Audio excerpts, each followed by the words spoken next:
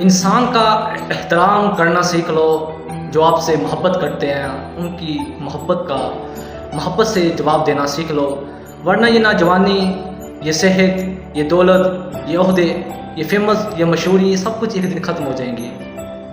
ये हमेशा हमेशा के रहने वाली ये चीज़ें नहीं है, ये एक दिन ख़त्म हो जाने, फ़ना होने वाली चीज़ें हैं। अगर आप लोगों का एहतराम, लोगों से मोहब्बत करना सीख लेंगे, यही आपके काम आएंगे। मैंने अपनी आंखों से लोगों को देखा भी है और देख भी रहा है, जो इंसानों की मोहब्बत का एहतराम नहीं ना करते, वो एक दिन जलील और खुवार होते हैं, वो परेशान होते हैं, क्योंकि ना उसके बाद ना तो उनके पास हमेशा दौलत रहने वाली है, ना ओहदा रहता है, ना जवानी रहती है, ना सेहत रहती है, ये ख़त्म हो जाने वाली चीज़ है।